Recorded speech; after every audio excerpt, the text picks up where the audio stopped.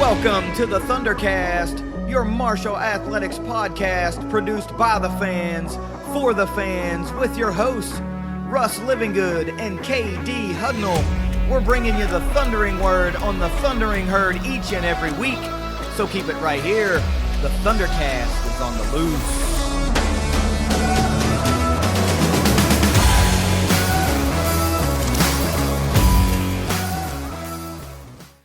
Thanks for downloading another episode of the ThunderCast. Follow us on Twitter at ThunderCast_pod.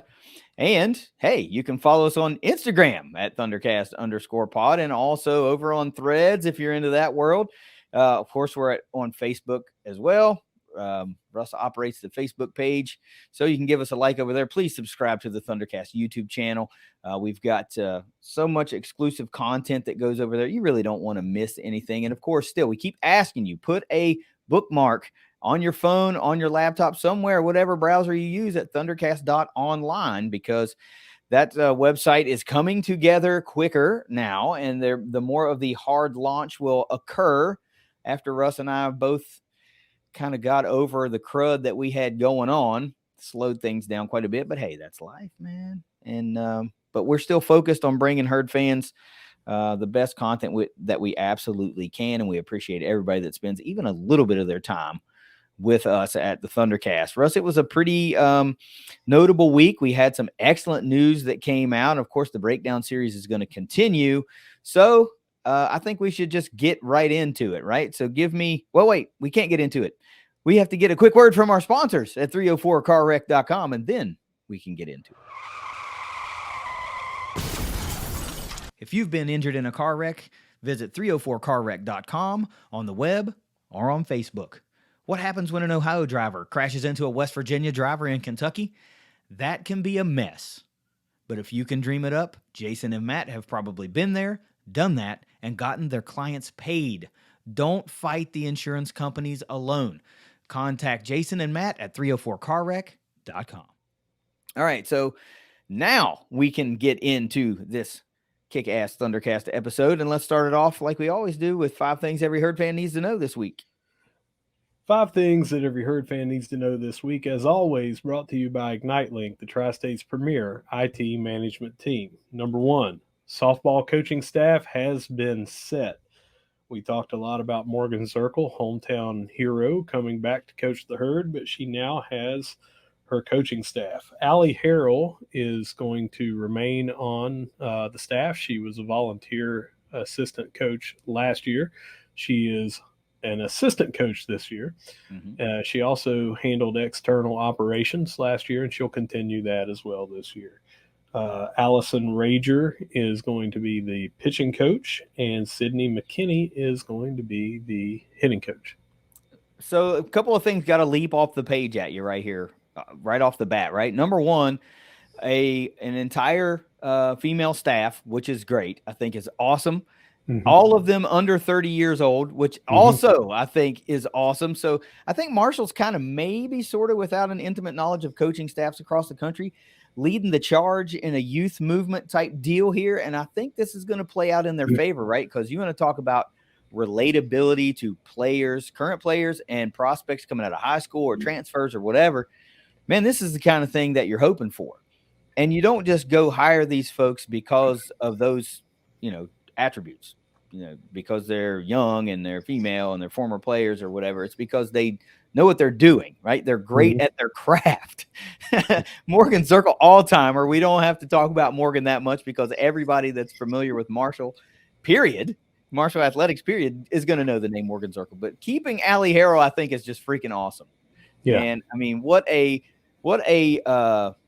I don't know what you call her, man. She's just like a spark plug. She's infectious. Her attitude, that smile, that attitude is just off the charts. Mm-hmm. And I'm glad that we're going to keep that in Huntington. Allison Rager is a local West Virginia gal, played, I believe, up at Herbert Hoover. So and then at Moorhead. So still in that really circular, close circle geographic area to where you are home, but you're also really close to where you played. And then you go get what I've come to find out was a number 1 overall draft pick right out of Wichita State to be your hitting coach in Sydney McKinney. So, Jiminy Christmas, if you were kind of on the fence to see, man, I wonder what Morgan's going to do here, because we had a really great staff under Coach Smith, and we did. And this is not obviously the same thing, but I think this has got to get your blood pumping a little bit, and the excitement turned up a little bit to where you're like, okay, I think we can do some things here. So it'll be interesting to see how this roster shakes out, because we know we have some open scholarships with the departures that came that left after Coach Smith was hired away. But I'm pretty excited about this coaching staff. How about you, man? I am excited. It looks like we've got someone that knows pitching very intricately, is going to be the pitching coach, and we know someone that excels to the max in hitting. That's going to be the hitting coach. Like you said, all young. All four are with Athletes Unlimited, so they have connections there to a bunch of other people all across the country. All four were highly respected and decorated when they played in college. I think that's important. They're all young, so it's kind of relatable for any kind of current athlete and potential athletes coming in. The only knock that you can say, and I haven't, but I'm saying anyone could say, is there's no head coaching experience here. Well, you got to start somewhere. And I think that this is as great an opportunity, taking what Coach Megan Smith Lyon has built over the past 5 years as a base level, and looking to expand it and go further up. And I think that there is so much excitement out of Morgan Zirkle here, and the players, the fans, everything, just everything about it, no pun intended, is a home run. Yeah, you're right. You have to start somewhere, and it's not out of pocket to say that. There is no head coaching experience here. Hell, there's very little like true assistant coach experience here. But Zirkle comes from the Shonda Stanton team, so you're learning from one of the best coaches ever at Marshall. Allie played for Shonda, then a year with Jen Steele, and a couple of years with Megan. So she's got a wealth of knowledge, being surrounded by great players and great coaches at Marshall. So it's got to make you feel good a little bit, but the potential here, the situation that you step into, a 45-win team, you have some big pieces departed, right? Autumn is not going to be easy to replace. Alex Coleman's not going to be easy to replace, and Bree Godfrey was doing her thing. That's not going to be easy to replace. And of course, by the way, Grace Chelman, Sid Nestor also gone. These are big pieces that you have to fill, but you still step into a really solid lineup. You have some solid pitching. Now, can you utilize your remaining open scholarships to go fill that hole? Can you go get that next, ace pitcher like Sid Nestor? Can you go get another power hitter that's going to put some runs on the board? Are those two pieces out there for you to get? Because the cupboard's not bare, right? Sid Bickle's returning, Riley Lucas returning, Cam returning, Brooke returning. There's a lot of pieces that are returning, right? Abby Darnley's probably going to slide into your catching position because she had a great summer league season. So there's not a lot of overall worry, but there are some holes that have to be filled, right? Some run support, a dominating pitcher has to be filled. And, Morgan's got a little bit of time. She's got some scholarships to play with, all the connections in the world. So we just have to see how those last couple get allocated, I think. Yeah, and both of us are excited about softball, and I am really looking forward to practice starting and the schedule coming out and all that. Just cannot wait. I know it's months and months off, but yes, but the portal season is open now. Yeah, so the season is not that far off when you think about it in terms like that. And this has already been an exciting, good and bad off season for softball, right. So anyway, number 2, we've got Rasheen Ali, Ethan Driscoll, and Micah Abraham were all named to the East-West Shrine Game watch list. Yeah, I think that's pretty cool. That's pretty cool. Some of these guys, of course, are seniors like Micah Abraham. But it's really cool. I'm going to tell you what the coolest part about this is seeing Ethan Driscoll get that kind of love, right? Because Ollie's all over the place in the preseason. Abraham's all over the place in the preseason. Ethan Driscoll's made an appearance on some preseason lists and stuff like that. But this is big time because this is a postseason like showcase type game. This is one of the top 2, right? It's the Senior Bowl and it's the Shrine Game, the Shrine Bowl. So to see him get that love, I like that, man. That's really cool to me. Rasheen Ali just being a non-senior, he's not really eligible to be in the Senior Bowl, so you're not going to see that. Micah Abraham, you would think if he has a stellar season, Nagy and that crew are going to be looking at him heavily to fill a corner slot at the Senior Bowl. And there's a name that's obviously missing, right? Thinking, where the hell is Owen Porter? Why is he not showing up on these lists? You got to know that he is on the Senior Bowl list. He's got to be. They haven't announced it yet, but you don't perform like Owen Porter has performed, going in and being a senior, returning senior at that, and not going to get that love. I would be highly, highly shocked if Owen Porter's not already on a short list for the Senior Bowl. But this is great, great news for these three guys in the Shrine Game. God help opposing quarterbacks if he is left off of that list. Don't you think? Right? Yeah. You know, I mean, you talk about motivation. Guy's already got a high motor. He's already motivated anyway. But, I mean, let's doubt the guy and let's see what he can do, right? Yeah. Tell him he's not good enough to play in the Senior Bowl. Let's see how. Yeah. You know what? Do us a favor. Do that. And then, add him in like week 12. That'll be fine. Yeah. I want to see him perform to the point where Lawrence Taylor says, "Just calm down, man. Just you don't have to get 30 sacks. It's all right. Save some tackles for the rest of us, man." What the? All right, number 3, we've got Fans First Day is what it's being called. Save the date for Fans First Day. This is Saturday, August the 5th, from 5:30 to 7:30 at the Joan. Speculation only here. Don't need to put a speculation hat on it, but feel like this is going to be replacing the normal fan day that is normally a week to 2 weeks after this. And that would coincide with the players there, the poster, you go around, get the autographs, meet the players, that sort of thing.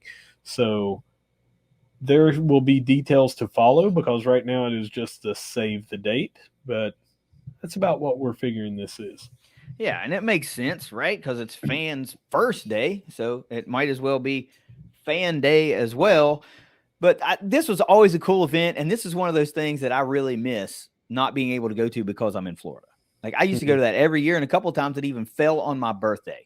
And that was a really cool, just little treat for myself, just to be able to go over to the Joan for an hour or two and just hang out and talk to some guys. And that helmet you see behind me right here, the green one, I always used to take that to Fan Day, man. And those players used to eat that thing up. They loved it, right? And that's like the old school Mac era Block M on a more true Kelly green color, not like the Snyder era green helmet.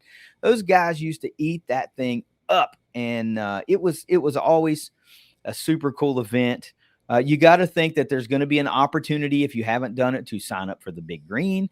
You got to think there's going to be an opportunity there to pick up some season tickets and maybe do like a choose your seat type thing. I'm just speculating, right? Because they've done these things. They've done it in the past. But let me tell you a quick story about a Fan Day. Gosh, I don't remember the year. Might have been heading into the 2014 season. I want to say that it fell on my birthday, right? And that was the year that the line was so long to see Devin Johnson, right? And we all waited for forever. And that dude sat there and took photos, and people weren't rushed out. It was just you got as much time as you wanted within reason. You know how it is. But it wasn't like, all right, you got your photo, you got your autograph, now slide away. The dude sat there for I don't know how long doing that in the beating sun on the turf, not in the shaded concourse, with all that heat coming up off the ground.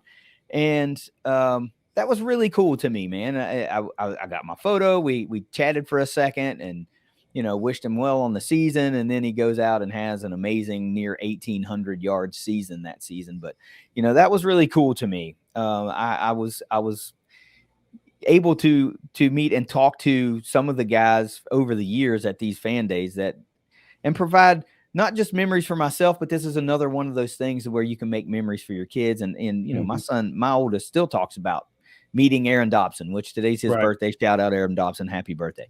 He still talks about that, right? And he still talks about meeting Lee Smith because Lee's this towering guy. And at the time, Kyler's like little. You know, he's now like Kyler's towering. yeah, now they're like the same height almost. But that was so cool to him, you know, and he still talks about that. So this is just a cool event. I love that they do that, man. And it's cool that it's a little bit earlier. It seems to fit the timeline maybe a little better. You're not worried about prepping for week 1 or installing some stuff, but this is a cool event, and I hope there's a big turnout. My kids enjoyed it last year. It was on the concourse. It was blazing hot, but on that concourse, you got to cool down a little bit. But I can just remember, and I've got photos, and they're up on ThunderCast.online on the gallery. But Red Dawson just happened to be standing right in front of us and everything, holding my kids and welcoming them in there. And it's just Red was there just to take part as a fan as well. Yeah. It's and it's one of those things that your appetite gets whet throughout the off season for football. But then this to me is like the kickoff event, not the spring game, because then there's such a lag in between. But this right here is that event where you're going there in person. There's other fans around, and you're like, hey, all right, this is close now. We're looking 3-4 weeks away. I think it's 4 weeks away. It used to be like 2 weeks away or something from the season, but I cannot wait. I've got the date circled. Only problem is there was a pre-existing thing because this was just announced. And so I've got to be in 2 places at once, and I've got to make it work, and I'm gonna. Yeah. I'm just I'm trying to figure out the logistics right now for event A that was scheduled 2 months ago, and event B that I absolutely have to be at. Yeah, I get it. And I agree with you to a degree, right? Like it's one of those events that does get you salivating a little bit more because you're at the Joan again. And the official kickoff to football season always will be green and white weekend or the spring game weekend now. And because there's so much stuff, especially this year when they introduced the cornhole tournament as opposed to the bowling, and we had the softball series, the baseball series, and next year the potential, like we said before, if they can pull off a home baseball and a home softball series the same weekend as the green and white weekend, that's going to be an epic weekend annually. Every year they're able to do that. So for me, that really gets the juices flowing. And then you get this lull, and you're following recruiting really closely, and you're listening to us do position breakdowns, and you're still getting that appetite fed. And then bam, you have fan day, and you're like, now I'm in it, right? I'm seeing these guys. We're up close again, and I'm talking, and I'm getting photos and autographs. And then bam, a month later, I'm tailgating. So it's a really probably I don't know. It's like this happenstance of ups and downs, but you're really never that down. You're just up, and then it's like a plateau, and then up again. So it's a cool event nonetheless. This is probably one of the top 2 or 3 things that's a non-game that I get bummed that I can't go to because I live so far away. Yeah. I do live right across town, and like I said, I've got double booked now, but I'm going to be there. Double booked ain't nothing, man. If you're triple booked or quad booked, I get it, but hey, you can make it happen. I'm currently looking for Uber helicopter to take me from point A to point B, get there a little bit quicker, but I'm going to make it happen. All right, number 4, women's golf had the top GPA in Division I with a 3.95 GPA. Like you've always said before, who got the B? Who got the B?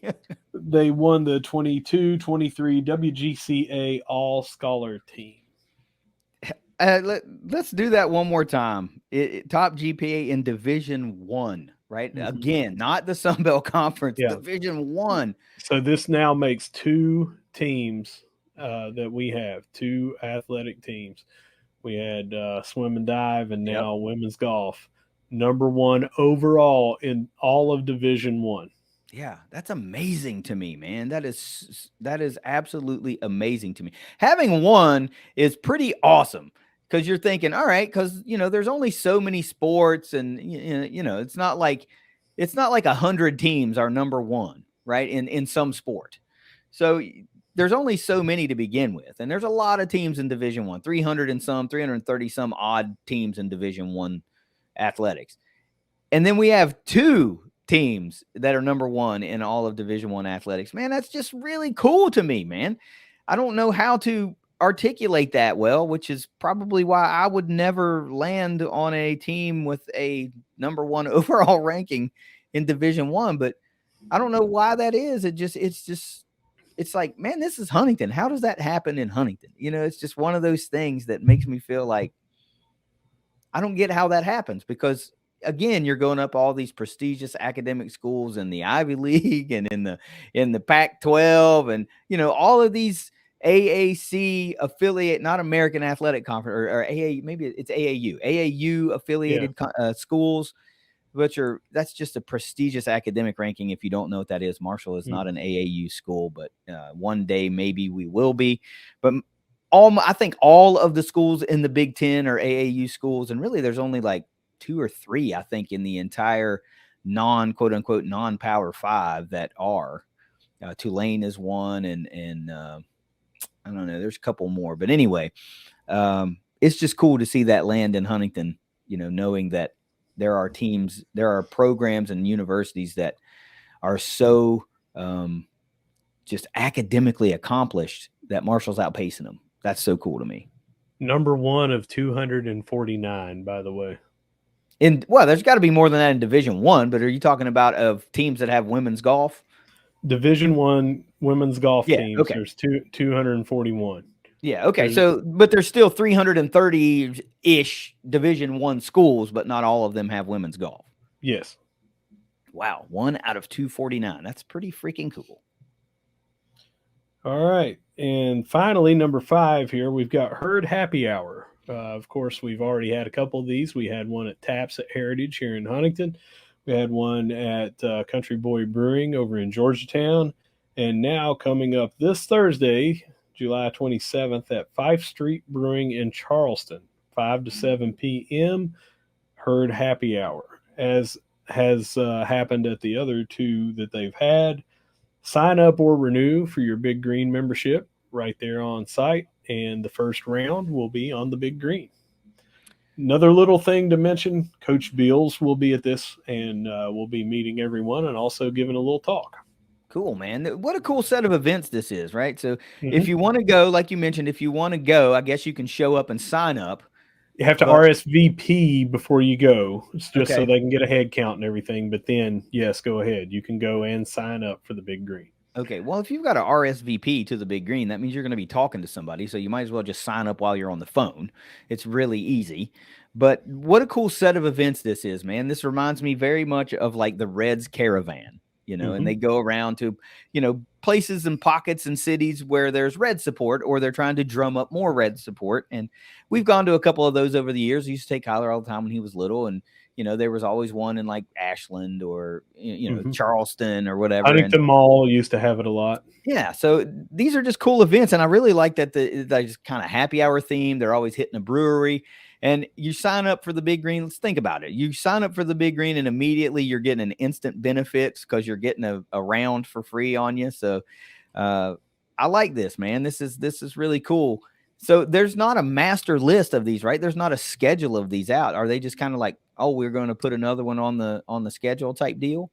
They may already have them planned and they're only announcing them one at a time because that's all they've done so far is they've not announced them all and then reminded you about that. They've really been hitting it for that week that you're in. So the first one was at Taps here in Huntington, then hit the Lexington, and probably try to pull from that Northern Kentucky, where we have such a good Northern Kentucky, Cincinnati stronghold of Big Green members up there. This one's in Charleston to try to get probably Taze Valley and the surrounding greater Charleston area. And you have to imagine it being this early in the summer. This is the last one in July, but you got to figure they'll probably throw a couple of them in there for August. You would think so, man. So if we were going to purely speculate, let's say they're going to put 2 or 3 more on the schedule. I mean, off the top of your head, where do you think they're going to hit? I mean, I have a couple of places that I would think they would hit, but if they were going to put 2 or 3 more on them, we have no idea if they will or not. We're just speculating. Places we would probably like to see them add one, or it would be a good idea maybe if they did. So don't get mad if they don't. We're just speculating. But, you've hit Lexington, you've hit Huntington, and you've hit Charleston. You're kind of moving down the I-64 corridor. All right. So now you're in Charleston, let's say from a map perspective. Well, you can go south, north, several directions. So where do you think you go if you add a couple? I would say that Beckley, they've got that Coalfields Big Green chapter down there. A lot of alumni make the trip to sporting events from Beckley.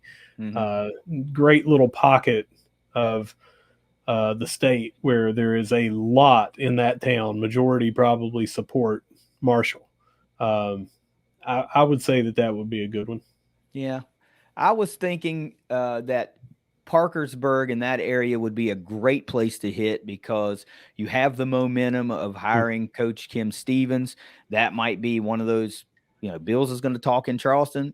If they add Parkersburg, it seems like a great fit to get Kim Stevens up there and talk in her hometown and revisit that and spread the love of the herd and the word of the herd to, more folks and the current fans in Parkersburg and build off of that momentum of a hometown gal up there that they undoubtedly love and are extremely proud of. So, I mean, that's a couple of good. Is there any other one that makes sense, you think? Well, I mean, if you start looking at where the coaches tour is, Gallipolis, which it's called the MVM up there. But Gallipolis, the Chapmanville area for the Logan, they always have it at the Logan Country Club there. Yeah. The others are all kind of out of state. I can't see, like, even though we've got Charlotte. Yeah, that doesn't Tampa. seem like this type of thing. Yeah. You know what I mean? Yeah. It seems like a road trippy, a day trip type deal. Yeah. And I know Charlotte technically is a day trip, but you're not going to go 6 hours away, these are generally, I think Lexington, Georgetown area was the furthest away that they're going to go. Yeah, and it makes sense. It's an hour and a half away, so you can still find extreme value in buying season tickets, let's say, and living in Lexington. And you can have that same value in Parkersburg and Beckley and the places that we listed. So I hope that they add a few more. I don't know if you'll see 4, but one or 2 would make sense, especially Parkersburg. I think and Beckley make a lot of sense. Yeah. No matter what, you're right. This is a great event. Just getting some fans together. Oh, I will say one more thing. Let's call this a bonus thing or a half thing because this is kind of the same deal. But there is a Greater Huntington Big Green chapter starting back up right now. And if you are not aware of this, a lot of it has been discussed on Facebook. Some of you might not be on Facebook. But I'm going to try to get the date. And if I don't have the date here in the next 5 seconds when I'm talking about this, I'll just get it and we'll put it and tweet it out. But there is going to be an event in Huntington that's going to be a kickoff, and it's going to be at Savannah's Bistro. Used to be Savannah's Restaurant right there on 6th Avenue. And it's coming up in August. And I keep wanting to say August the 12th, but I might have that date wrong. But there's going to be a kickoff event right there. So if you want to join a chapter of the Big Green, you've got these satellite chapters everywhere. Well, this is one that would get together and have events here in Huntington that, the Big Green puts events on all the time, but this would be fans putting together their own chapter events, just like goes on at other locales that are not here in Huntington. So if you're in the Canova, Chesapeake, South Point, up to Milton. I'd say really all the way down to Hurricane probably before you start meshing into Charleston. You know what I mean? Yeah. So wherever you're at, they're calling it the Greater Huntington, but there will be details there. I'm going to have them. KD will tweet them out. I'll put them out on Facebook. Follow us on our pages to get all this information. But right now, I don't see it here. I'll have it later in the show, but I'm going to say it's around August 12th that there's going to be an event. Be on the lookout for that because we want to see people there, sign up, have a good time. And this is not like you have to pay to do this. to my knowledge. They may have events at times that will cost money because they're going to rent out a restaurant or something. But generally, this is just like watch parties. This is Right. Yeah. It's like if you're in the Big Green and you live in Huntington, then you should just be a part of that right. chapter. True. Yeah. Yeah. I got you.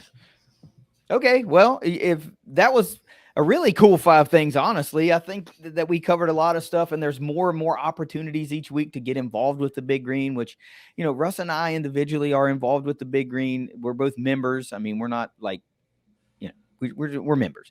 And the podcast, of course, is also a member. We just encourage everyone to do it. And if you can do it, man, I don't know why that you haven't. It's so cheap, and you can make a big difference. And if enough of us join, if we pump our numbers, just think if we doubled our Big Green numbers, because there's thousands upon thousands, tens of thousands of Marshall fans. And if we just doubled our Big Green donorship, then we can fund so many more scholarships. And that's the ultimate goal of the Big Green, to fund entirely all of the scholarships for our athletes. But anyway, there's so many great events and opportunities for you to check it out. Go see some cool stuff, interact with some coaches. You got Fan First Day coming up, man. It's cool. It's really cool. So this is an excellent 5.5 things. It looks like Russ has got the date. What do you got? I've got the date, and man, I hate this because I had a great run. This is the only mistake I've ever made on this show. It's actually Monday, July the 31st. Oh, dang. It's coming up pretty quick. Yeah, A week. totally not August the 12th, and it is 5:30 to 7:30 p.m. at Savannah's Bistro, 1208 6th Avenue. You need to RSVP. Tammy Moss, Moss, and that is Moss T, at marshall.edu, or 304-696-2867.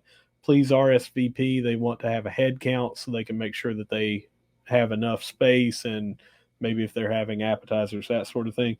And also, this is not exactly called a Big Green chapter. It's the Greater Huntington Alumni chapter, and it's being revitalized. So it's you don't have to be in the Big Green to be in it. So is it an alumni association thing, or is it a Big Green thing? Yeah, I think it's an alumni chapter. I was misremembering. Again, only mistake I'll ever make. But again, most of the people that are well, I get that most are double dipping, right? They're either Big Green and the Alumni Association. Yeah, most of these are on the Big Green. I recognize their names, and a lot of people will. But if you are in the Greater Huntington area and just want to belong to the chapter, be there. RSVP. Again, Tammy Moss, Monday, July 31st, Savannah's Bistro.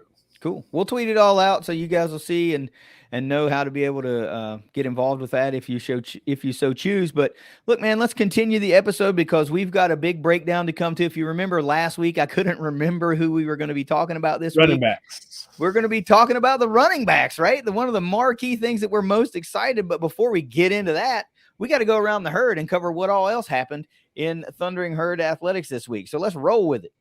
Yeah, let's go around the herd, and then before we do the breakdown, I've got a quick 2-minute thing for us. Okay. Around the herd, we're going to start off in football. We've got KJ Jones, JUCO wide receiver out of Yuba College, YUBA. He just committed. 5'11", 185, ran a 4.48. Had all kinds of different stats there listed on Twitter and things like that. Looks like a good addition to that wide receiver room, just more depth that we were talking about. But again, what did we talk about their strengths with speed? Yeah. Got more of it right here. Yeah. Also a wide receiver commit. We got Dylan Williams in the 2024 class. Yeah. The 2024 class is coming, continuing to come together. But this is just like steady pacing, right? We probably won't get into those blockbuster weekends of recruiting for 24 until we're into the season and you get into that meat and potatoes part of the recruiting cycle. But it's still nice to see that our class is steadily building as we look more towards that 24 and even the 25 class. But a couple of commits this week, you always love to see that, man. And both of them being wide receivers is not something that we hit tremendously hard, in high school recruiting. So nice to see that. What's next? Well, also with football, we've got a couple of different things here. The PFF preseason SBC and the SIS preseason SBC teams were all released. And a lot of familiar names here that you would expect to be on this. Let me get to the SIS first. We've got Eli Neal is all Sun Belt linebacker. They've got him listed there.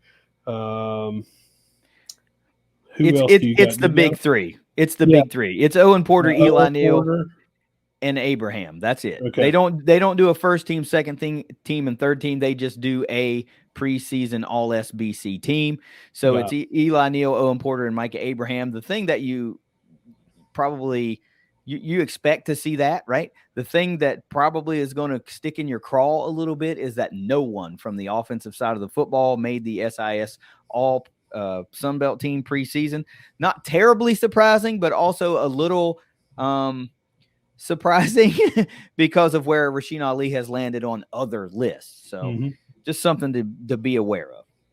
The PFF 2023, they are tiered into first, second, that sort of thing. Yeah. Here's who we got on the first team. Got Rasheen Ali, Ethan Driscoll, Logan Osborne, Owen Porter, Micah Abraham. On the second team, got Dalton Tucker and Eli Neal. Yeah. So what you like about PFF is like usually they use their grade out system to put people on these teams. It's not like they just go, oh, that guy's really popular, so we'll add him to our team because everyone else does, right? They use their own grading system. This is a lot about what I like about PFF. It's not perfect, but at least they provide some data to their madness. They don't just go, well, let's add this guy because every other poll's got this guy. But that's a lot. I mean, you're talking about 6 guys right there, right? We haven't really seen Dalton Tucker on too many lists, so that tells you using the metrics that they use and grading offensive linemen the way they do. He's one of the top performers in the Sun Belt Conference. Ethan Driscoll's another. Logan Osborne's another. So 3 of your 5 offensive linemen, you're landing on the top 2 first and second team of the PFF All-SBC team. This is good stuff. And yeah, it's a little bit of a sampling there for Rasheen Ali, probably heavily laid upon what he did in 21. Because there are some really deserving backs based on what they did in 22. Guys like Frank Gore Jr. out of Southern Miss. He had a great season. So he deserves to be one of those, top guys too. And he very well may be. I don't know how many backs they chose. They might have done 2. But so it's more about what you have done and are projected to do instead of just a name. It just happens to coincide that some of our biggest names are also our best performers. Anyway, there's you got any more? Because if you don't, I got one more that fell through the cracks on you. On football? Yeah, on football. Yeah, go ahead. It's the Hero Sports All G5 team. We landed a couple on that. I want to make some extra notes. They also did a G5 top 25. They're really one of the only ones, if not the only one, that kind of does that. But Owen Porter landed on the Hero Sports first team All G5 team, and Micah Abraham landed on the second team. That was it. Like they went all the way down to third team, and there were no others, which is surprising to me. So you can see kind of how all over the place some of these rankings are. 6 on the PFF ranking, 3 on the SIS ranking, only 2 on the Hero Sports ranking. Here's the most interesting part to me, and this is the team ranking. Marshall landed 14 in their top 25 G5 poll. So they're saying the Herd is the 14th best G5 team. Okay, whatever. Bring that on, right? And not only is that a tad disrespectful to us and what we think is going to happen here, there were 4 other Sunbelt teams ranked ahead of Marshall in this poll. So I didn't write those down, but I want folks to have a little chip on their shoulder about that. This is not a knock at Hero Sports, but this is just like, okay, some folks are really sleeping on Marshall. They think like we're not even the best team in our division, because it's not like we were the highest ranked Sunbelt East Division team. We were, second or third. South Alabama was up there. Troy was up there. James Madison was up there. We were up there. I can't remember who the other one was. It was either like App State or I don't know, somebody else from the Sun Belt. Coastal. Maybe Coastal. But anyway, that's another one that slipped through the cracks there on football. So a lot of football polls and accolades are going out we should start to be seeing stuff pretty soon about preseason watch lists, Doak Walker, that kind of stuff, Maxwell, all that kind of stuff. So we will probably have some guys land on those too, and I can't wait to talk about those. I really love that. So what else we got in around the herd? Women's basketball, they are on the road recruiting right now. They put a graphic out on their coaching staff on that. And also Angel Riser has officially been announced. We talked about her 2, maybe 3 episodes ago, but official announcement just came out this week on that. Yeah, so I would just imagine this is one of those things where contracts got approved and everything, because there was a couple out of softball, and now we got one from women's basketball. So it's great to get that official word. This coaching staff's really come together. Last week, we also got the news on Caldwell for men's basketball. So it's just that time, but pretty cool that things are officially getting announced now. Speaking of officially announced, track and field, Keith Roberts, they had the press conference, so he was officially introduced, even though they had already announced that prior.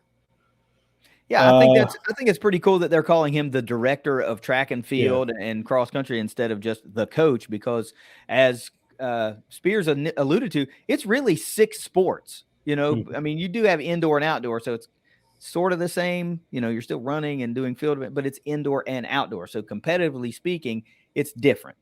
So he's really in charge of 6 sports, men's and women's indoor, men's and women's outdoor, and men's and women's cross country. So this is an interesting way to approach this. And we've talked about some of the coaches that are still staying on and are going to be retained. But I watched the introductory press conference. I don't know if you were able to. They streamed it on YouTube on the Marshall Athletics YouTube channel or Marshall University YouTube channel, one of the two. But I watched it. It was really intriguing to listen to Keith Roberts talk and talk about what they want to do here and how it's going to take. They're working on some infrastructure things and some facilities things, and there's no reason why we can't compete in the Sun Belt for championships. We got a little taste of that last year. We got some individual championships, but now we're looking to not only repeat that kind of stuff, but also a team level championship. So really excited. There's vision here. There's motivation here. There's a plan, a strategic plan.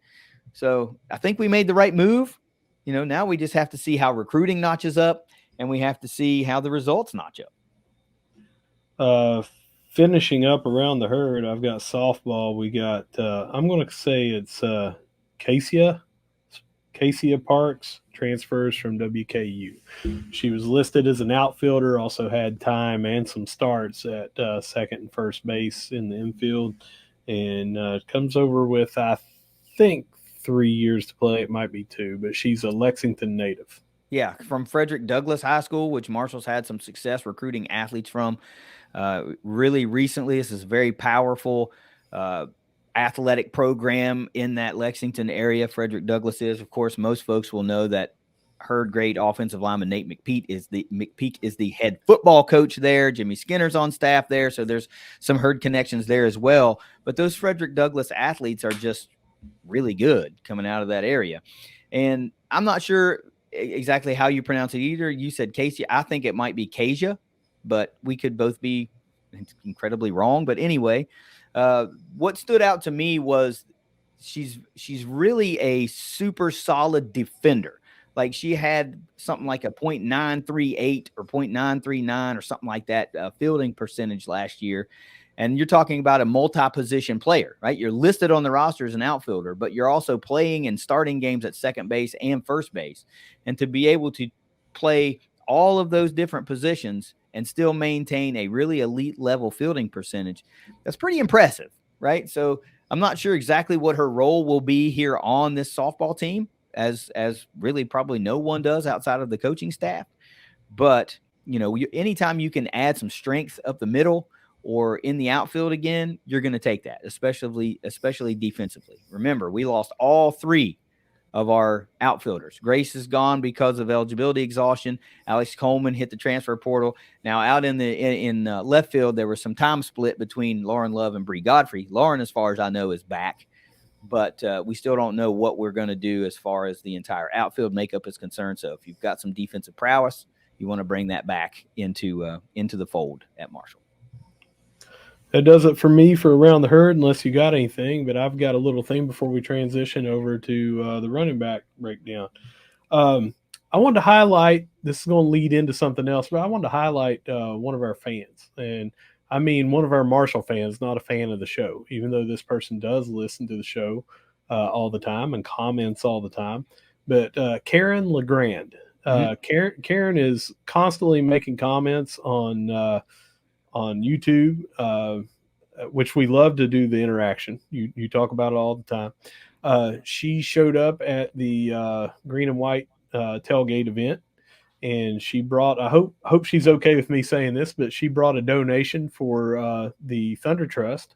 Signed up for that. She signs up for the Big Green. She signs up for the Thunder Trust. She does all this different stuff we're going to. She tailgates, ticket holder, goes to all the events that she can. She's on some committees and things like that. And the point that I wanted to bring this up is she remembered from right after the Big Green tailgate, not Big Green, Green White game tailgate. We had a little thing where we talked about all the tents getting torn up for our cook team that was there. Mm-hmm. And we said, man, we'd really be great if we could help replace that and everything. So Karen reached out and said, hey, is that still something? I haven't seen anything on that. I remembered that, and I'd like to help and everything. So I said, you know what? Sure. So we are going to try to put some things out there for people that are interested. Our cook team will be here. It's the same one that will be here for the week 1 game on September the 2nd. And if you would like to contribute to the tents and other things that they lost, we're looking at close to $700 in gear that these guys lost to that cyclone or whatever it was that came through the parking lot, the west lot there. And I mean, it just mangled. If anybody saw those canopy skeletons, the tent structures, they were mangled together. I mean, just bent them right in two. One was a huge double 10 by 20 with side walls, Kelly Green tent, and it alone was about $435. And then 2 other tents, and there were some other things that they had to throw away and scrap, and they're just like, we replace this stuff periodically, food service kind of stuff. But they're tailgating tents, which they take everywhere, and these are professional tailgaters. It's not just here for a couple of games here. I mean, this is cooks that they do throughout the year. So if anybody listening wants to get involved with that, we're going to help as well. But they'll be here for the first home game. Thank you to Karen for reminding us that we had said that, and we're going to try to help them get their stuff back. Yeah, they did. I mean, listen to those stories. If you think back that, they were talking about, it was wee hours of the morning, it was like 3 in the morning, and out of nowhere, this ungodly wind blows through the west lot, and they're out there trying to hold things down, like physically with their bodies. And they were just like, give up on it, man. We're not going to the hospital because of this. 2 different poles fell, and I don't mean the tent canopy things, but the big poles holding flag poles and other things like that came dislodged from under tires and struck them in the head as they're trying to do this. So luckily there wasn't major injuries. It was a major storm that came through. So we want to help those guys out. They're awesome guys and huge herd supporters, and we want to help them out. Well, it's not only that, right? Because that's all the great stuff too. They're huge herd fans. They're alums. Both of them are alums, by the way. But we feel so strongly about being able to do things for our fans for free.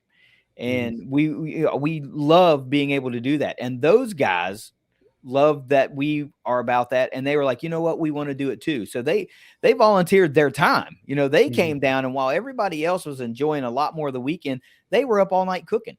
And yes, they enjoy that. Yeah, they love that. But still, they didn't have the same tailgate experience that we had.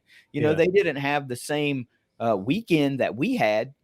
So if we can come together a little bit, and we're not asking for people to write us a $500 check, but if you got $10, $5 or whatever, and you're like, you know what, I did come over and I did eat that food and it was freaking awesome, and I'd like to be able to eat that again, and I'd like to be able to eat that in the shade of shielded from a September beatdown of the sun, then maybe consider helping us out. I mean, Russ and I are going to help out, right? The podcast is going to help out. But if there are some of you folks that enjoyed what they brought, and they enhanced your weekend by bringing that unbelievable food and everything that went along with that, man, we'd love to have your support. We're not telling you to do it, but if you feel compelled and you want to help out, then we'd love to have your support too.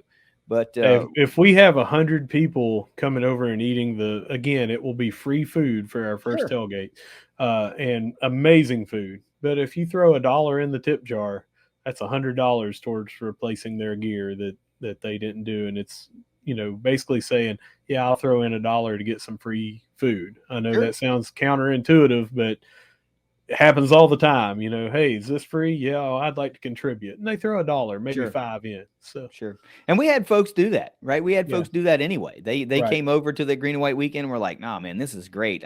Can I tip these guys or can I help them out? And they let me tell you what they did. Yeah. They accepted that, and then they donated all of that money to the Thunder Trust. Those guys did that. So that's kind of guys we are, or they are. Yeah. They really wanted to give right back to the herd. So they lost their gear, and the tips that came in, they gave to the Thunder Trust. Yeah, and that's why we want to try to help them out, because of how amazing these guys are. Yep. So look, man, we got a big breakdown. I love those guys, but we want to help them out. We're going to help them out, and if you guys want to help us help them, then we want your support. Otherwise, it's cool, man. It's cool.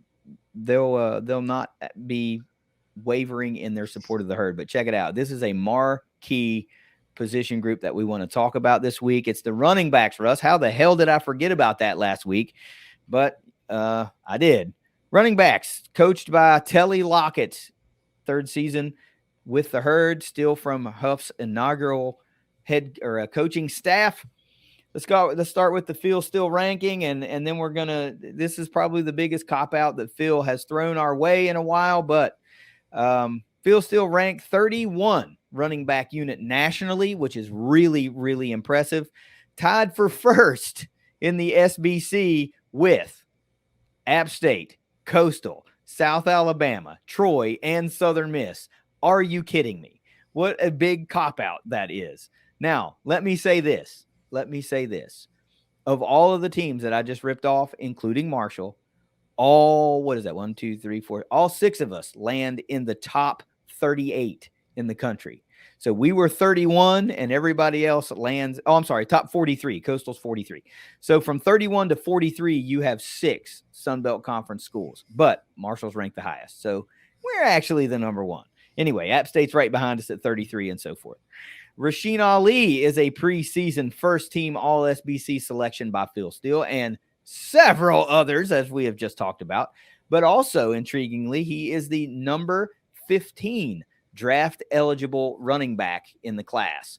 Doesn't mean he's going to be going to the NFL, but if he chooses, Phil ranks him as the number 15 draft-eligible running back, which, by the way, Russ, is the highest among mid-major running backs. Everybody else ahead of him is like an SEC back or something like that, Currently on this Herd Zone roster, there are 7 running backs listed. For context, last year on the 2022 roster, there were also 7 running backs listed. Exhausted eligibility, it's a short list, but man, it's an impactful list.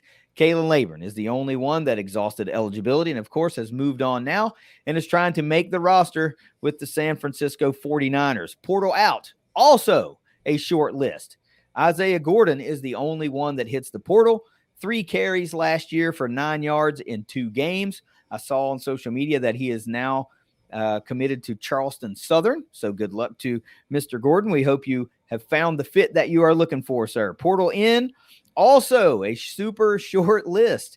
We bring in Antoine Roberts, a 6'1", 210-pound redshirt sophomore from Independence Community College. So he's a JUCO guy, but he's a former Wisconsin Badger, never really took the field for them. And coming out of high school from the Nashville, I think it's the Nashville area. If I'm not mistaken, it's Hendersonville, Tennessee. He was a high school All-American. So there is a ton of potential there. We've talked about that in the past when we did portal wrap-ups.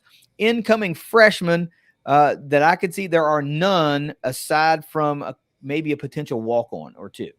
That's it. So before we get into projected starters, let's talk about the movement. Give me your thoughts on the movement here. Well, we're down an all-timer in Yep. Kalen Labron. Yep. Um, the Isaiah Gordon transfer out, I hated to see that because I thought he had a lot of potential, but it's crowded backfield. Well, it's not Uh, just crowded, it's bottlenecked at that red shirt sophomore class status well, that's too. what that was my next line. It's crowded, but those three players that came in Yeah. at the same time all seemed to be no separation until all of a sudden, you've got AJ Turner, Anthony Turner Jr. Kind of getting more playing time and separation and the athleticism he displayed when he got the opportunity. So it was looking like, hey, do I sit here and hope to get some carries, by the time I'm a junior or senior, or do I go somewhere and get to play? I don't know the whole story, but I was high on all three of those guys that came in. The guy coming in, Antoine Roberts, looks to be like possibly an upgrade on Isaiah Gordon just because of the size and I want to say history, of where he went and the recruiting that he had. Yeah, he was a former 3-star guy coming out of high school, and anytime you come out with an accolade like high school All-American, you can obviously play, right? Yeah, And I think you're right. And this is no knock on Isaiah Gordon at all, right? You got to do what you think is best for you. You want to play, sure. you want to Yeah, play. So you go find a place where you can play. And AJ Turner started getting that rep last year because, we were already down Ali and we were getting, Labron was just workhorsing it all year long. And Ethan Payne was doing pretty well too, but you still needed that when both of those guys need a breath, or you're just looking, or there's an opportunity in a game situation to get a young guy in. AJ Turner was that guy because Robinson, or I'm sorry, not Robinson, Maurice Jones redshirted, right? yeah. So they didn't want to burn that red shirt really. He played a little bit, but not a lot. So the movement here is minimal, right? But you're right. You lose an all-timer in Kalen Labron and probably on the really, really, really short list of greatest one-year players at Marshall. There's probably a handful that you could throw up there and compete with what he did in a year. There's guys like Denaro Marriott that come to mind, and people really, say, well, he was pretty great too, and he was. So Gunnar there's not a Gadsky. so there's not a whole lot of guys that are on that 1 year of impact list, and Labron's right up there. I mean, he's top 2, I would think. Maybe top 3 type deal, especially in Yeah. the modern era. Well, if you throw in Cresser was here 1 year and Still, went undefeated and threw a ton of touchdowns to Randy Moss. I still maintain that I could have thrown a bunch of touchdowns to Randy Moss, but it's neither here nor there. Who knows? He may have called Eric Cresser dog once in college too, but I know he did me. So let's talk about projected starters, right? It's Rasheen Ali and everybody else. And that's Right. not a disrespectful comment to everybody else. No. But this is very much like the linebacker room. If you put you hold my feet to the fire and you say, hey, who's one guy? If you're going to do 2 backs as your projected starters, quote unquote, who's the one guy? And it's Rasheen Ali, right? So let's start with him. Red shirt sophomore Rasheen Ali, 6 foot, 215 pounds. We all know the story. 1,401 yards and 23 touchdowns in 2021, just 3 games in 2022. But still, despite only 3 games, he was number 3 on the team in rushing. I mean, if that doesn't tell you how special Rasheen Ali is. Some other guys played 8, 9, 10 games, and Rasheen Ali plays 3 games, and he ends up 3rd on the team in rushing. So that makes him the 2nd in the running back room because Cam Fancher was number 2 on the team in rushing last year. 273 yards for Rasheen last year on just 47 carries, which was good for 5.8 yards per carry. And he led the herd despite that workhorse season. And we knew Labron was just getting worked, man. I mean, we relied on him so heavily all year long.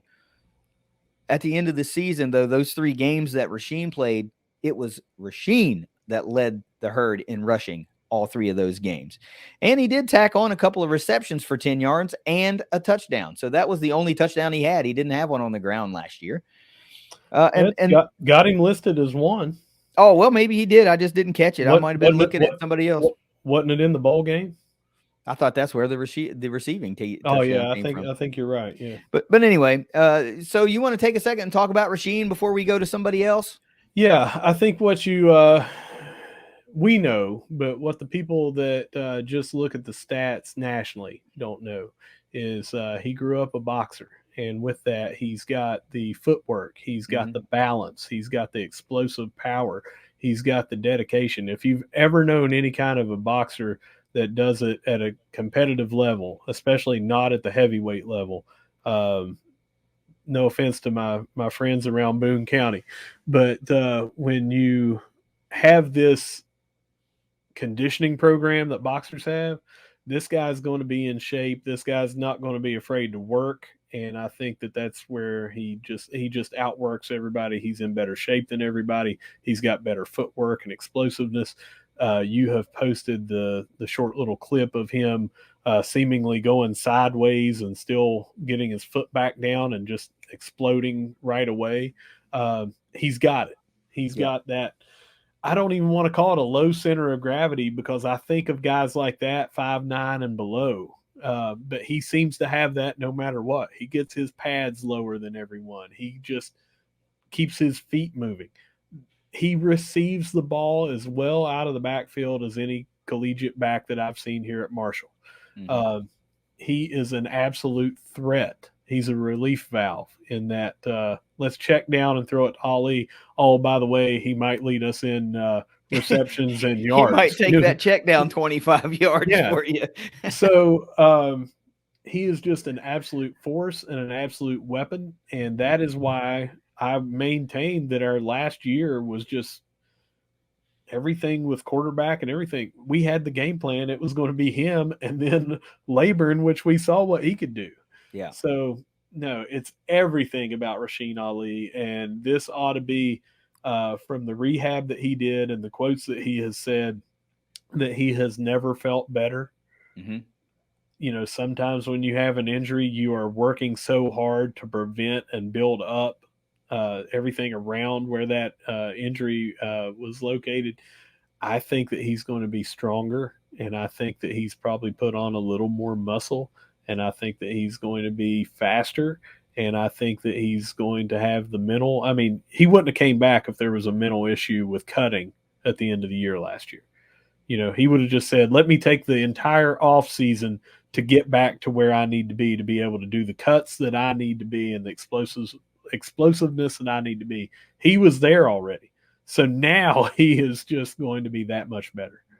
Well, see, that's what I think about with those three games is that you're putting the you're building the trust at that point, Hmm. and you're making sure you're okay. Because if you have a setback, then you have the entire off season to get to 100%. So you go into those three games, and I'm not saying that he wasn't ready to go, but still, you don't come back from an injury and just be 100% comfortable with everything you were doing, right? You have to test it in real time and at game speed and taking hits and all that kind of stuff. So to come back at the end of the year and face Georgia Southern on the road, Georgia State at home, and then a bowl game, and to test it a little bit more each game, and to lead the team in rushing each game, it tells me that you were preparing yourself or building towards what is going to be a phenomenal offseason, a phenomenal summer program, and then a phenomenal season, at least start to the season, barring any injury, which we don't even want to think about, right? So to hear him say, I'm in the best shape of my life, that ought to strike utter fear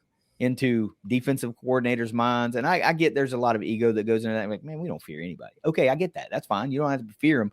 But if that doesn't make you perk up and go, this kid went for 1,400 yards and 23 touchdowns 2 years ago, and he took kicks to the house on us, and he caught I don't know how many balls out of the backfield and racked up I don't know how many yards out of the backfield, and now he's in the best shape of his life.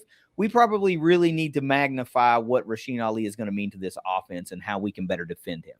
So, Well, so also real quick, he did have a rushing touchdown in that bowl game. He had a okay. receiving touchdown in the Georgia State game at home, last game of the season. Okay. So, hey, I make a mistake every now and then, but at least it wasn't from 23 touchdowns to no touchdowns. I missed one. It's no big deal. But still, this is Rasheen Ali's room and everybody else, right? So let's talk about some of those other guys that are going to be potential starters. This is where it gets weird for me because usually we do projected starters and then I do heavy contributors, right? So, but I got to do Rasheen Ali and then another kind of subcategory to where it's like heavy contributors / potential starters. Okay. And we're going to start there with junior running back Ethan Payne, the Polka kid, 6 foot 216.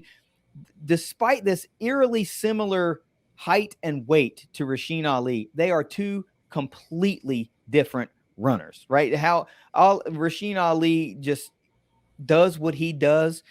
Ethan Payne, which by the way, he was 4th on the team in rushing last year with 256 yards on 48 carries, a couple of touchdowns, good for 5.3 yards per carry. Ethan Payne just brings this unbelievable mix of power and speed to where it's like, I don't know if you aren't expecting him to be this athletic, right? Just for the way he looks in the pads, and you're thinking this is a straight power back, or this is a straight this back, or he's going to do this, but he just does everything really good. He doesn't do something like phenomenally great and everything is behind that. He's just like a really great all-around back. So he's one of those run through you, by you, or around you type backs that is really that 3rd and 2, 3rd and 3 guy, that chain mover in a short yardage situation when you have to have it. He's your hard yarder this year, I feel like. We saw glimpses of that. He can also catch a pass out of the backfield and make a move and pick up a first down on a 3rd and 6 type of thing. So having Ethan Payne be your quote unquote maybe number 2, maybe number 3, depending on what you're doing that game. I love this guy. I just love this guy. I love what he does. I love how he looks on the field. I love what he brings when he's playing in pads. So if he's 100%, it's just such a different wrinkle to this offense. We saw him have a great game in the opener last year. Yeah, that was Norfolk State, but still, I don't think these guys. This is the opener. I don't think Labor and Payne were expecting to take some lion's share of carries. This was supposed to be Rasheen Ali's team, right? So to come in and have both those guys go over 100 yards in that opener, it's huge. That's huge. Such a confidence builder. Payne had a pretty good production season last year, and now I think it's his turn to play a much bigger role to be a better complement to Rasheen Ali. What I have for him is you mentioned all around, but a couple of things that you didn't. Well, one you hit on a little bit, but you didn't mention his blocking. He is about as fundamental as blocking out of the backfield as you're going to get. He seems to do everything good. He seems to underrated for me was he caught 10 balls for 82 yards. That's something that we're talking about. Rasheen Ali, Right. Averaged 7.4 when he caught 46 balls out of the backfield. Payne caught 10 for 82. So right. In a not nearly as many opportunities, put up some really good numbers. He was not the starter and out there for the majority of the games like Ali was in 2021. So to be that option again, that's why I'm not so much worried about that wide receiver room. When we talk about our tight ends and we talk about our running backs, we've got a lot of options that can catch the ball out. And Ethan Payne is one of those guys that you just don't think about for that. He did play in 12 games last year, right? So, but here's the thing: we were talking about when we were breaking down wide receivers and tight ends, and we talked about Rasheen Ali specifically, right? Being able to be kind of a wide receiver type guy out of the backfield. Well, Payne is that tight end type guy out of the backfield. Of course, he's 6 foot, but still with that power and that speed. That's your chain mover type guy on a 3rd and 6, on a 3rd and 5, or hell, maybe he hits you with a wheel route and you're not expecting it and he breaks one on you. So those two guys in particular, I think are going to be such a great compliment to one another. I really think with the triad of Cam Fancher back there, the possibilities are kind of endless, but we'll get into that more later. Now let's lean in to a couple of more guys that could be that heavy contributor / starter role, depending on if someone's banged up or what we're trying to do that game. And you got to talk about sophomore AJ Turner, because he got game last year. 6', 195, fifth leading rusher for the Herd last year, 100 yards even on 17 carries through 8 games, or in 8 games. That's 5.9 yards a carry. So you got 3 backs right off the bat over 5 yards a carry. A couple of them pushing 6 yards a carry. Also had a 24-yard receiving touchdown in 2022. So he's a guy that you would expect to carry a little bit more of a workload this year, because he got game last year and was productive in those games last year. So just a different change of pace guy. Even though all these guys are 6 foot and right around that 195 to 210-ish type deal, totally different looking bodies. Three completely different guys. That's right. And they all do something different, but all uniquely productive. And that's got to make you like make the hair raise up on your arms a little bit when you start thinking about some of the possibilities. Last guy I want to talk about on this heavy contributor potential list here is a guy that didn't do much last year because he redshirted, and that's Maurice Jones, which I've now come to know, at least through some research, getting prepared for this. They call him Smoke Jones. I didn't know that, but yeah. I'll roll with Smoke Jones. I think that's pretty dope, man. So 5'7", 186. There's the guy that's the little bit of the outlier, right? A shorter statured guy, probably quick as a hiccup. That's probably why you get the nickname Smoke, because you're freaking fast as lightning. He was the 6th leading rusher on the team last year, despite only playing in 1 game. 51 yards on 8 carries, good for 6.4 yards a carry, an extremely small sampling size from Smoke Jones, but a guy I was really excited about when we recruited him and then when he committed. So to come into this now redshirt, or being redshirt freshman, I'm thinking he's going to play a little bit bigger of a role this year, and you might see him in some situational type stuff. And I'm kind of excited to see, what he's able to do. So real quick, just a minute or two on Turner and Jones. I think that Turner, even though he had that couple of swing passes that he lost 5 yards, lost 3 yards, this sort of thing, he seems to be that he can be that threat. You saw him go for 24 and a touchdown on that one pass. But he seems to be the athletic change of pace. He still comes in with the speed, but he had that hurdle and run that got everybody up on their feet when that happened. He seems to run tall. He seems to run long, and I don't know really who he reminds me of. I keep wanting to say maybe was it Robert Smith at Minnesota that ran kind of tall like that. But I just think that he's one of those guys that you are going to see, just because he was higher on the depth chart than everybody else last year. I think that he may end up having more carries than Ethan Payne. I don't necessarily have any kind of instance to think why, but I think that it just might be, well, now he's got a full year under him and we're going to go. So I'm really excited to see him. Maurice Jones, different type of back, low to the ground, also extremely fast, 6.4 yards per carry last year. I would see him in the mix a lot too, but I just can't see either of those guys getting a dominant amount unless it's in garbage time, because I think Rasheen Ali is just going to have the backfield to his own. Well, he will, right? But this is also a very long season, and you're not gonna bog down Rasheen Ali with 25 carries a game if you don't have to, right? So unless you're in a tooth and nail game at the very end and you have to have him, then you save him, because we saw what that workhorse workload did to Labron late in the year. I mean, it's not like he faltered. It's just like, man, the guy took 300 carries on the season. I don't think that we'll see an average of 25 carries a game, but I just don't see that many different carries. There's only so many to go around, and you can only play Norfolk State or Albany once. I feel like what we're going to talk about here in a little bit, I'm assuming, is going to take away a lot of these carry potential opportunities for Jones and Turner, because I think that maybe Turner passes Payne, like I said, and gets more of them, but there's only so many carries to go around, and it looks like there's just not going to be that much of an opportunity for the third or fourth guy to have that many. Yeah, I'm with you, right? I'm just saying, like, I feel like there will be some opportunity because you're not going to just leave Ali out there to just take added hits and added abuse in week 5 or week 6 when you're up, whatever. I'm not saying we're going to blow somebody out. I'm just, I don't know. But anyway, AD says in week 5 we're up by 40 on NC State. yeah, that's right. Ali will be out at halftime. That's right. Trio of guys we got to talk about looking to make an impact for the Herd. One we mentioned earlier, the portal in. JUCO guy, redshirt sophomore Antoine Roberts, 6'1", 210.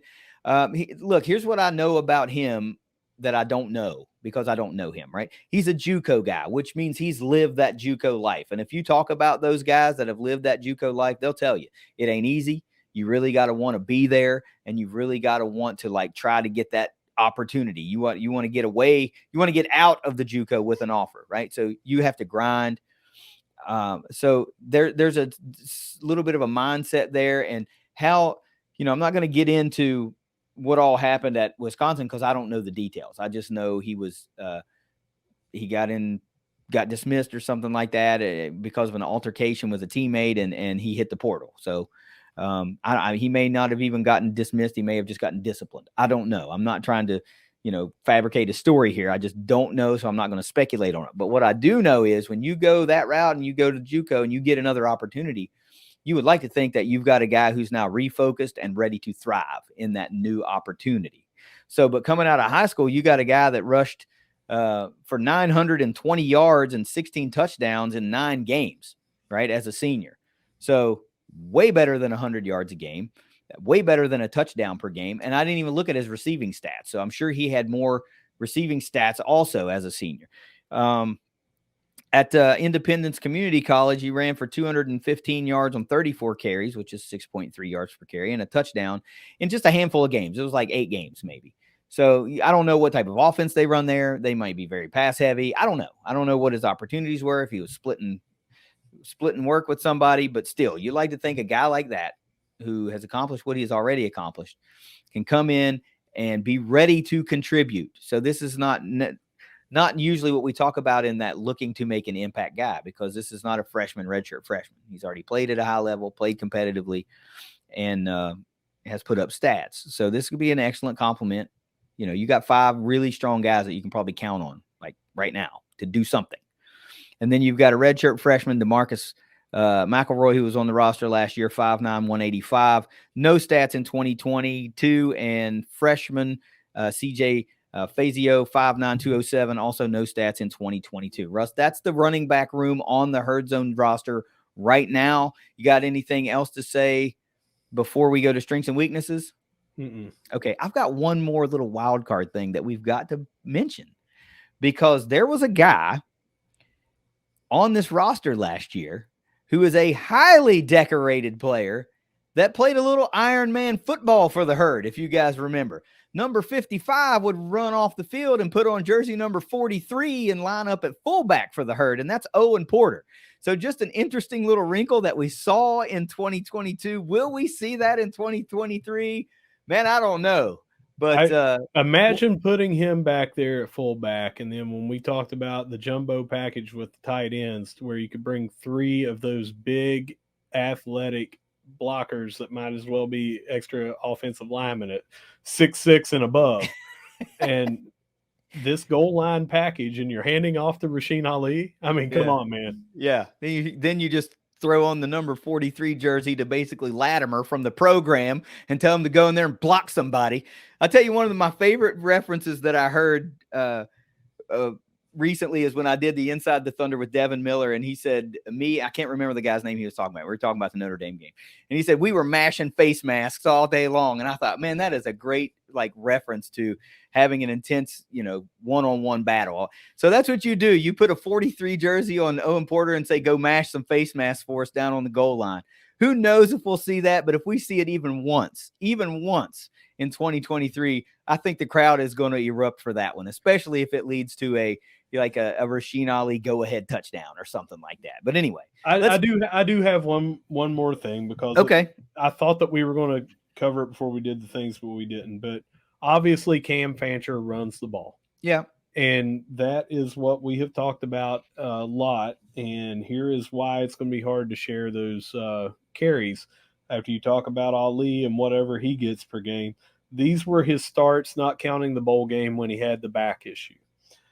JMU on, he had 9 carries, 13 carries, 18 carries, 12 carries, 14 carries, and 10 carries. Mm-hmm. If Ali is getting 12 to 16 carries a game and he's getting that many, there's just not that many to go around when you're still going to be throwing the football. So I look for that to continue, because he's an absolute weapon with his elusiveness and speed. He went for 136 on 7.6 carries or yards per carry. Last game of the season, 6.9 yards per carry. So he's a weapon. And I look for that to grow this year and do better. So I don't want to disqualify what you're saying, because it's true, right? He was the second leading rusher on the team last year. So, but you talk about these rushing attempts. You've also just got to keep in mind that whenever a quarterback is sacked, that's going to count as a rushing attempt. So he might not have actually, ran the ball 9 times, or what if he happened to get sacked 4 times in that game. Right? I know, but if you remember what we were talking about, the sacks went down. Oh, I know. 2 games. I know. So there's not that many of those that he had. And I know that if he's going to get anywhere close to 10 carries a game, and Ali's going to get 15 carries a game, that's 25 carries right there a game. It's just going to be hard for a third or fourth, whoever gets that. Third or fourth on the running backs, not counting Fancher. It's going to be hard for them to separate themselves if they're only getting 1 or 2 carries a game. Yeah, I'm not arguing the point at all. I was just merely stating that, that does fall into that category. Yeah, sure. We're going to have a lot of rushing attempts. Huff has said we want to run the football. Yeah, we want to run the football, and they know that they can, because they've got a really solid offensive line returning. They've got a really solid stable of tight ends that are also blockers, and wide receivers that are blockers. Oh, and you get the nation's leader in touchdowns from 2021 back, and a 1,400-yard return running back. So, yeah, they want to run the damn football. So let's move into some strengths, right? What's your number 1 overall strength for this unit? Rasheen Ali. That is number 1 strength, and I don't know that we really need to talk about anything else, but that is just everything that we've said. I mean, in 21, he had 1 kickoff return for 99 yards and took it to the house. Yeah. He caught 47 balls out of the backfield, 7.4 per carry. He ran for the 1,400 yards and led the nation in touchdowns. And he says that he's never felt better right now.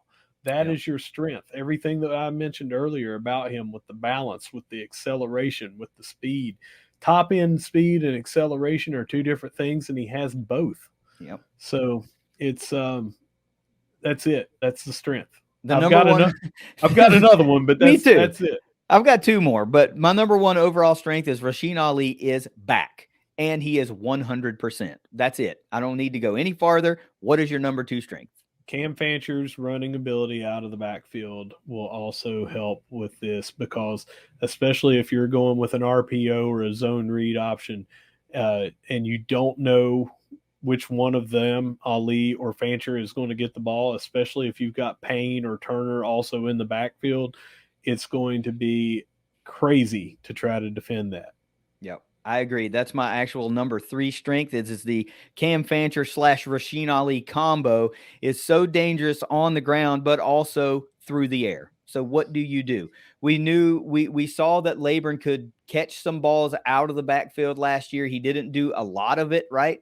He caught 16 balls out of the backfield last year. That's it. So Rasheen Ali accounted for, what'd you say? How many? the year 46 or 47. right. So 3 times as many in 2021. So even if he goes for 30 catches out of the backfield, that's twice the production that we saw from the feature back from a year ago. And when the running ability, the ability to stack yardage is basically the same for both guys, it becomes incredibly hard. This is why folks need to just pump the freaking brakes on all the negative stuff that they have to say about Cam. He doesn't have to be a drop back down the field passer and get 500 yards a game. It doesn't have to happen that way. He could get 300 yards a game and throw 5 balls a game out of the backfield to Rasheen Ali for 80 yards, right? It doesn't have to be the bomb. I want to see the long bomb too. I love it.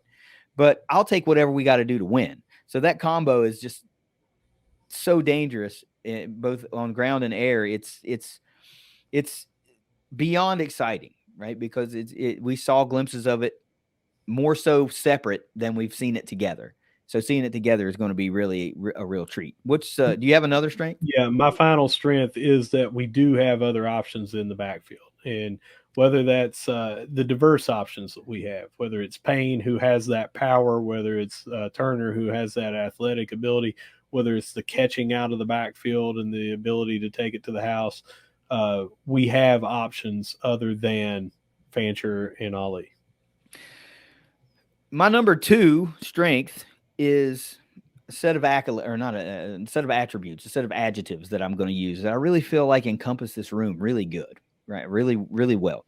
The mix that we have of speed, strength, power, vision, and elusiveness in this room, it's top tier.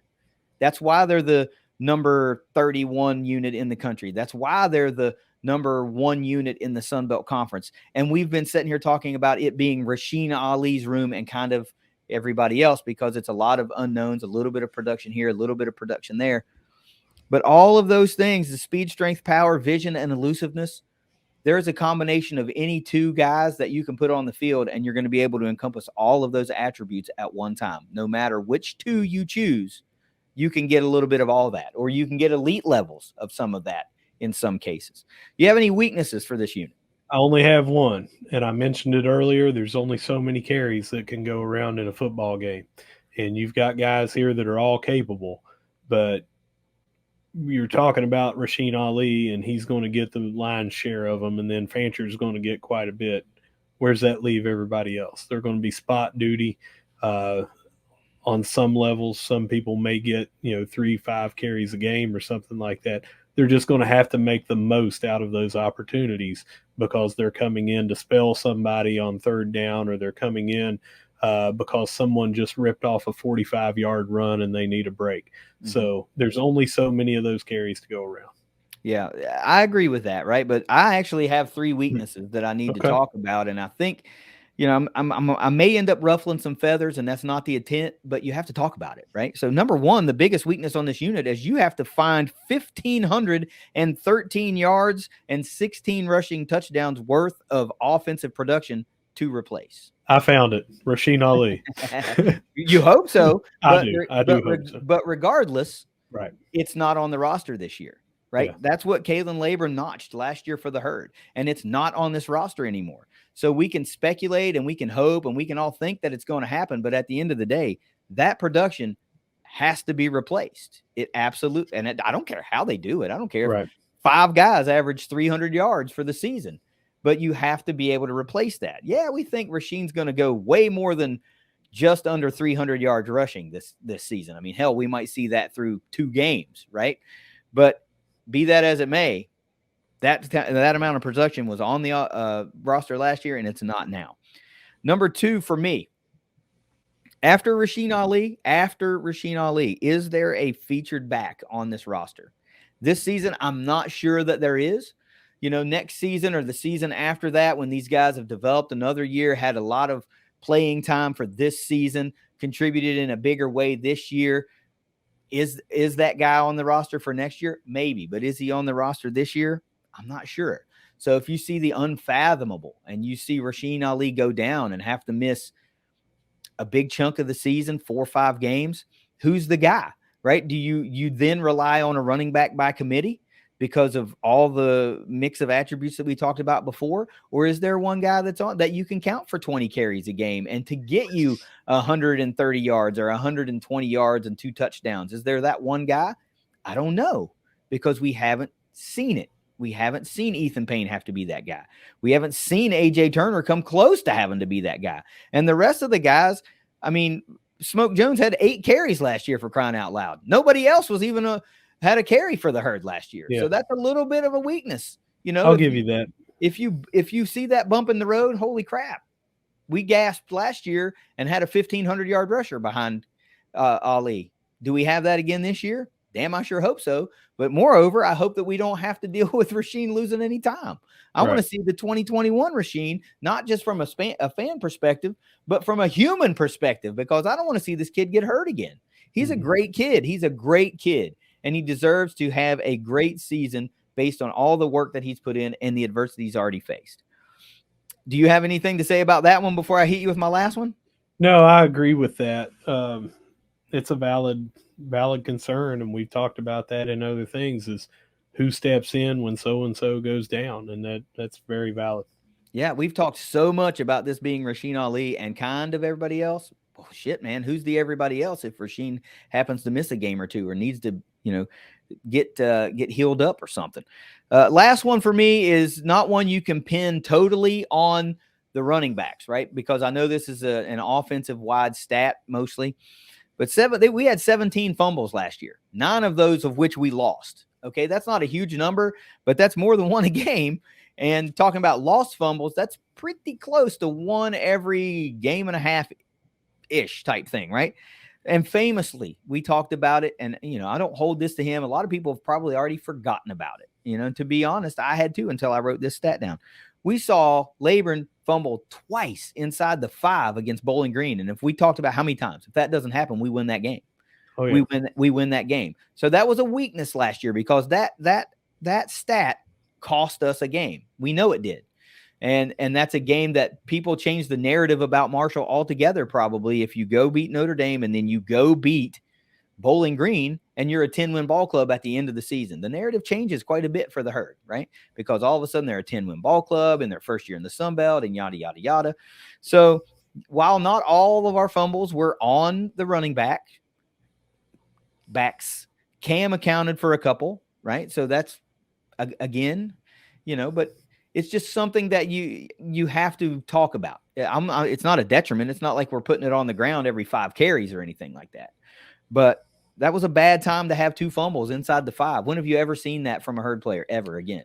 I can't think of it happening, right? And I felt so bad for him, and I still feel bad for him. But he bounced back huge from that, and went on to having a monstrous season. So just a few data points that I feel like you got to think about. Overall, I feel unbelievably great about this room. How could you not? I mean, yeah, it's probably one of the top 3 positions that you feel the best about. So let's talk about the 4 questions, Russ. Who are you most excited to see in 2023? A healthy Rasheen Ali. Confirmed. Yep, confirmed. Who's the biggest loss from this roster? I don't know, Kalen Laborn. I'm just going to throw that out there. The only guy, even if 10 running backs departed, it would still be Kalen Laborn and his 1,513 yards and 16 touchdowns on the ground. Who do you think? This is the intriguing one, right? Who's going to be your breakout player in the running back room this year? Because it could be basically anyone, including Rasheen Ali. It really could be Rasheen Ali again, but I'm going to say that there are so many expectations for him because of his potential that it would be ridiculous stats he'd have to put up to count it as a breakout. Right. So I'm talking like 1,700 to 2,000 yards. Yeah. Like crazy numbers that he'd have to put up. So I'm going to say AJ Turner, as I had thought about earlier, that passes up on opportunities. Ethan Payne, and I put him as the breakout and solidifies himself as the number 2, not just Ethan Payne, more of a third down back or in to help with blocking and things like that and receiving out of the backfield. I see AJ Turner having a breakout year.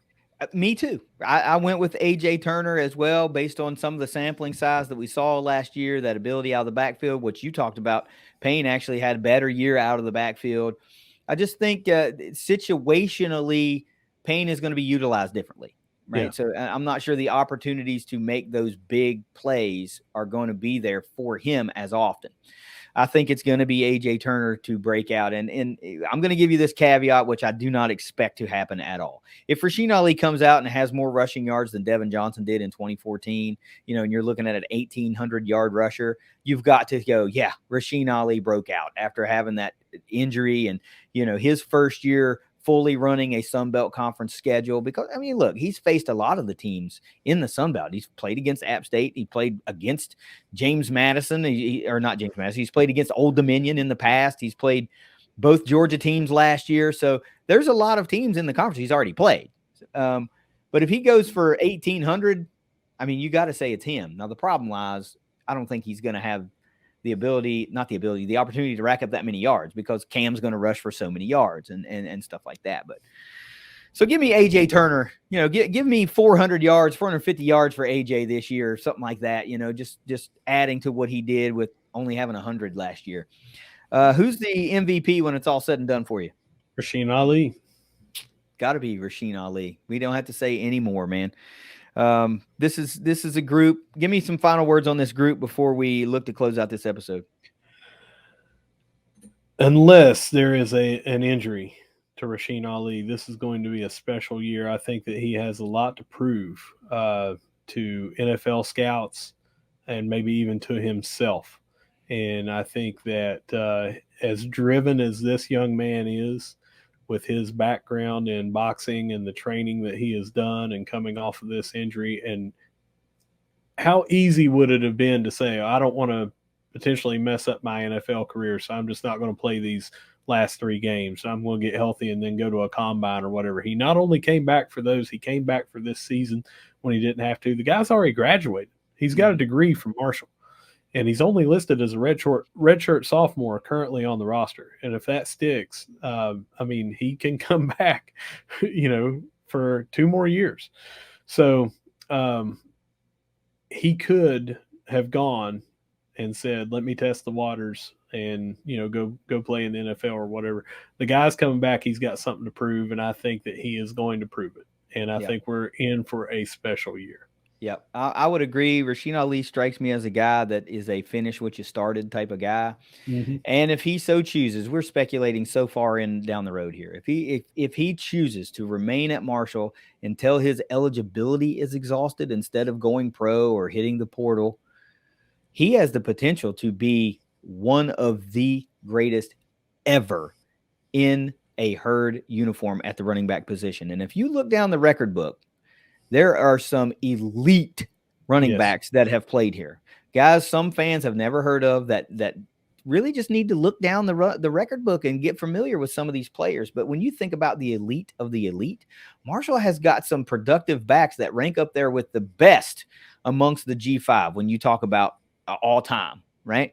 And in a history that outpaces some of these, quote, Power 5 schools, So to be talking in a guy in that type of rarefied air means he's doing something special. And he has the unbelievable ability to go down as a top, maybe, 5-3 back ever if he stays for this long. I don't want to get into all that, but just saying that possibility is out there. He's a special guy.